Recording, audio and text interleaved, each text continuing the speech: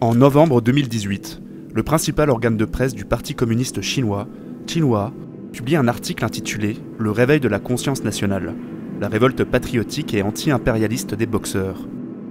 Manipulant quelque peu la réalité, l'article exalte le courage et la ferveur dont ont fait preuve les révoltés chinois face aux puissances occidentales au début du XXe siècle. Cet événement, connu sous le nom de révolte des boxeurs, est pourtant plus complexe qu'une simple opposition à l'occupation étrangère. En effet, à la fin du XIXe siècle, la Chine est écrasée par une série de traités humiliants imposés par les Occidentaux. À cela s'ajoutent des crises récurrentes, famines, inondations et révoltes ébranlent le pays. Le mouvement boxeur s'oppose dans un premier temps aux Occidentaux et à la dynastie au pouvoir, avant de se concentrer exclusivement sur les étrangers. Cette insurrection mènera les insurgés à assiéger le quartier des légations de Pékin pendant 55 jours, ce qui provoquera une réaction violente des 8 puissances assiégées. Revenons donc sur l'épisode des 55 jours de Pékin, et demandons-nous de quelle façon la révolte des boxeurs fut écrasée.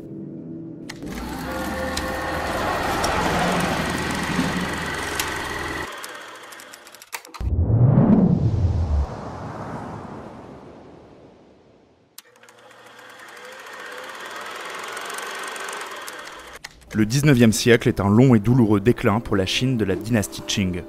Le pays stagne économiquement, des troubles éclatent régulièrement, la disette est cyclique. Les Occidentaux souhaitent infiltrer cet immense marché, mais des restrictions draconiennes sont imposées aux échanges commerciaux. Le pays est fermé sur lui-même. C'est dans ce contexte qu'un premier conflit éclate avec l'Angleterre sur la question de l'opium, que les marchands anglais diffusent illégalement dans tout le pays, provoquant des ravages sur les populations. Le gouvernement chinois tente d'interdire la substance mortelle en 1839. Les Britanniques interviennent militairement et imposent l'ouverture de nombreux ports au commerce lors du traité de Nankin de 1842, premier d'une série de traités inégaux, humiliants pour la Chine. Les indemnités à payer enfoncent le pays dans la crise. Pour ne rien arranger, des catastrophes naturelles destructrices accablent les Chinois. Famine et inondations accentuent la misère. Le pouvoir impérial doit alors faire face à l'un des plus grands soulèvements populaires de l'histoire, la révolte des Taiping. Les victimes de cette guerre civile sont estimées à plus de 20 millions. Profitant du marasme, les Occidentaux vont en profiter pour imposer de nouvelles règles. Prétextant des problèmes de sécurité pour leurs marchands, l'Angleterre, la France, les États-Unis et la Russie infligent une nouvelle défaite à la Chine lors de la Seconde Guerre de l'opium. Plusieurs traités soumettent un peu plus le pays. Des territoires sont cédés, de nombreux ports ouverts, les étrangers peuvent désormais se déplacer à l'intérieur du pays, et la liberté de culte est consacrée, permettant aux missionnaires catholiques de construire des églises. Les indemnités à payer aux vainqueurs sont délirantes. Toutes ces épreuves vont obliger les gouvernants à tenter une modernisation du pays. Le pouvoir impérial des Qing est détenu à partir de 1861 par une femme puissante, ancienne concubine devenue impératrice, Tsui. Pour être plus précis, elle est impératrice douairière, ce qui signifie qu'elle jouit d'une part des biens de son défunt mari. Même si officiellement le pouvoir est aux mains de son fils l'empereur Tonshi, c'est bien elle qui influence les décisions et dirige réellement. La tentative de modernisation passe par l'investissement privé, puisque le pays est ponctionné par les Occidentaux. Développement de l'exploitation des mines et investissement dans la technologie militaire, par la formation d'une nouvelle armée. Mais cela ne profite pas à la population, qui vit toujours dans une misère indescriptible.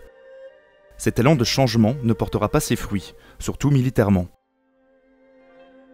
Un conflit avec la France, perdu par la Chine, accélère encore le mouvement de mise sous tutelle du pays. L'Anman et le Tonkin passent sous protectorat français. Surtout, c'est une guerre contre le vieil ennemi japonais qui va secouer le peuple chinois. Le Japon s'est modernisé à une vitesse impressionnante depuis la restauration Meiji de 1868. Nouvelle structure institutionnelle, développement de l'industrie lourde et mise sur pied d'une armée sur le modèle occidental. Le pays se sent pousser des ailes et glisse vers l'impérialisme conquérant. Lorgnant sur la Corée depuis des années, les Japonais utilisent le prétexte d'une révolte paysanne pour intervenir sur le continent. La flotte chinoise, pourtant fraîchement modernisée, est détruite. La Corée et l'actuelle île de Taïwan passent sous protectorat japonais. L'humiliation est totale pour l'Empire du Milieu, qui a toujours considéré le Japon comme un voisin inférieur. Cette crise pousse à l'action, mais plusieurs courants s'opposent sur la direction à donner à la modernisation chinoise.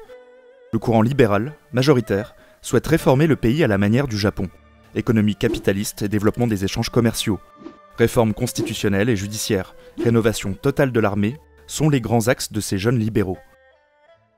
Le jeune empereur Guangxu est séduit par ses idées réformatrices. Il lance en 1898 l'ambitieuse réforme des 100 jours, contre l'avis de sa puissante tante Cixi, qui est soutenue par le courant ultra-conservateur.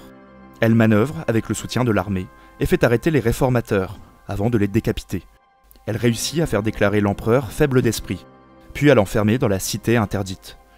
Loin des luttes de pouvoir, la population vit toujours dans l'indigence, et face à l'inaction impériale, va s'organiser. Dans la grande histoire de la Chine, des sociétés secrètes se sont toujours constituées. Elles sont souvent une association de paysans révoltés dans un contexte de crise. L'augmentation de la population, la pression fiscale, les famines récurrentes et la présence de moins en moins tolérée des étrangers vont pousser de nombreux Chinois à participer à ce type de société. Dans les années 1890, apparaît dans le nord-est du pays les Points de la Justice et de la Concorde, une société secrète hétéroclite, composée d'ouvriers agricoles, de commerçants et d'artisans pauvres ou de vagabonds. Cette société secrète sera nommée Boxer par les Occidentaux, puisque ses membres pratiquent la boxe chinoise, qui correspond en fait aux arts martiaux, de manière générale. Ce Fight Club avant l'heure s'inscrit dans un courant révolutionnaire. La dynastie Qing et les Occidentaux sont leurs ennemis. La discipline est de fer, l'organisation militaire. Une dimension mystique imprègne le mouvement.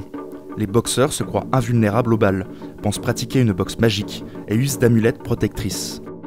De nombreuses femmes participent au mouvement, organisées en groupes selon leur âge. Ce sont les lanternes rouges, bleues, noires et vertes. Les boxeurs considèrent qu'elles disposent de pouvoirs magiques, propres à les aider dans leur lutte. À la fin de la décennie, les membres des Points de la Justice et de la Concorde vont sortir de l'ombre. L'événement déclencheur est le meurtre de 2 missionnaires allemands en novembre 1897. Le Reich occupe le port de Qingdao en représailles, et les autres puissances occidentales réclament de nouvelles concessions, qui leur sont accordées. Une poussée nationaliste et xénophobe enflamme la population. En mars 1898, la Société des boxeurs défile dans les rues. Leur slogan est clair : renversons les Qing, détruisons les étrangers. Mais après une courte confrontation entre l'armée et les boxeurs en 1899, la société secrète décide d'orienter ses actions contre les Occidentaux, et notamment les chrétiens. Destruction d'églises, massacres et exactions sont commis contre les missionnaires, mais également contre les Chinois convertis, surnommés chrétiens du riz, car soupçonnés de se convertir au christianisme par pur opportunisme, afin d'obtenir de quoi se nourrir. Les lignes télégraphiques et les voies ferrées sont détruites. Le mouvement prend de l'ampleur. Le pouvoir hésite quant à la réponse à apporter. Beaucoup de membres de la cour voient cette révolte d'un bon œil, puisqu'elle s'oriente vers les occupants étrangers. Tsui et les conservateurs vont tenter un coup politique audacieux, en se servant des boxeurs. Objectif : faire oublier la gestion catastrophique de la dynastie, exalter le patriotisme chinois et déstabiliser les Occidentaux. Mais le pari est risqué. Un édit de janvier 1900 reconnaît les sociétés secrètes. Dès le mois de mai, les troupes de boxeurs sont soutenues et organisées par l'armée impériale. Rien n'arrête les émeutiers, et ils commencent à converger vers Pékin, afin de s'en prendre à ces diables étrangers. Dès le 2 juin, le quartier des légations de Pékin est bouclé par un périmètre de sécurité. Ce quartier des légations correspond à la zone où se situent les ambassades étrangères en Chine. 8 nations s'y trouvent. Empire austro-hongrois, Royaume-Uni, France, Italie, Japon, Russie, Allemagne et États-Unis. Le 7 juin, les boxeurs pénètrent dans la capitale, sous l'œil du prince Duan, chargé de la sécurité, qui laisse entrer les insurgés. Le chancelier de l'ambassade japonaise est assassiné le 10 juin par des soldats impériaux. La cathédrale Beitang, au nord de la ville, va également subir un siège féroce. Apeurées, les nations coalisées envoient des renforts vers Pékin, sous la conduite de l'amiral Seymour.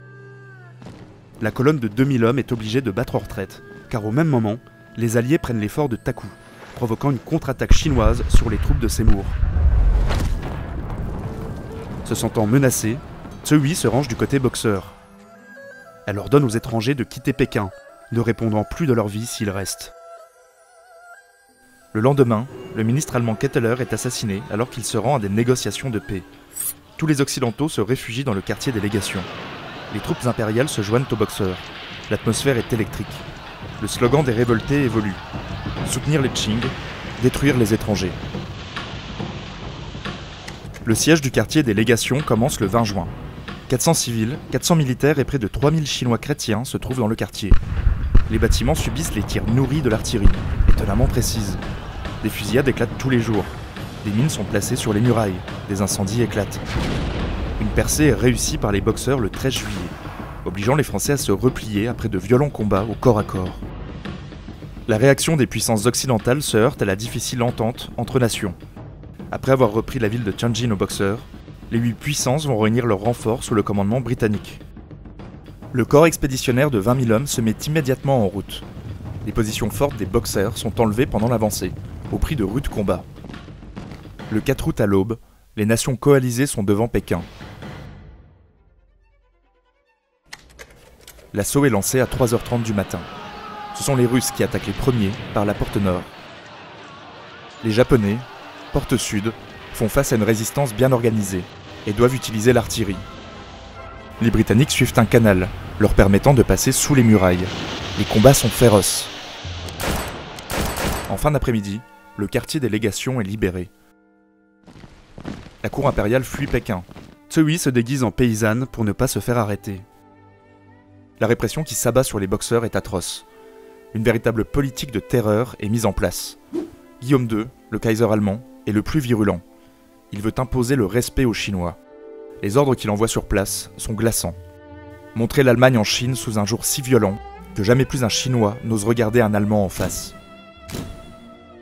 Massacres, pillages, viols et exactions en tout genre vont être commis par les 8 nations sur des milliers de Chinois. La décapitation en public est la règle. Tsui fait volte-face rapidement et accuse les boxeurs d'être seuls responsables de la situation. Elle adjoint l'armée impériale aux forces occidentales pour mater le mouvement, afin de ménager les puissances. Elle dissout la Société des boxeurs le 1er février 1901. Le 1er septembre, les 8 nations tombent d'accord et imposent à la Chine un nouveau traité humiliant, connu en France sous le nom de Protocole de paix boxeur. L'Empire du Milieu doit payer des indemnités pendant 40 ans, dont la somme serait équivalente aujourd'hui à plus de 6 milliards d'euros. Les principaux responsables boxeurs et complices du gouvernement sont exécutés. Les forts de Taku sont détruits. Il est interdit d'importer ou de fabriquer des armes. Le quartier des légations est totalement interdit aux Chinois. De nombreuses villes sont occupées militairement, et des monuments expiatoires doivent être édifiés dans les cimetières. L'anéantissement du mouvement boxeur, dont les estimations sont d'environ 30 000 morts côté chinois, ne règle pas les problèmes récurrents du pays. Le nouveau traité humiliant, ainsi que l'attitude ambiguë de Tsui tout au long de la crise, va discréditer à nouveau la dynastie Qing. Les mouvements révolutionnaires, temporairement éteints, renaîtront 10 ans plus tard, provoquant la révolution chinoise de 1911 et la chute du gouvernement impérial. L'alliance des 8 nations nous éclaire également sur les visées impérialistes qui animent les puissances de l'époque. Au final, le principal bénéficiaire de cette révolte est la Russie, qui en a profité pour occuper durablement la Mandchourie durant la crise. Mais cette avancée territoriale inquiète le Japon, et débouchera sur la guerre russo-japonaise de 1904-1905. L'ennemi commun des 8 nations écrasé, l'entente éclatera rapidement, et mènera à peine 14 ans plus tard à la déflagration mondiale de la Grande Guerre. Voilà, alors j'espère que cette vidéo vous a plu. Comme d'habitude, n'hésitez pas à mettre un petit pouce vers le haut, à donner votre avis en commentaire et à partager si vous avez aimé. Si vous souhaitez soutenir le développement de la chaîne, je vous invite à aller sur Utip visionner de la pub de façon gratuite, ou également de me soutenir sur Tipeee. Évidemment, encore un grand merci aux tipeurs et à leur générosité. Je vous remercie encore d'avoir visionné, et je vous dis à bientôt pour un nouvel épisode.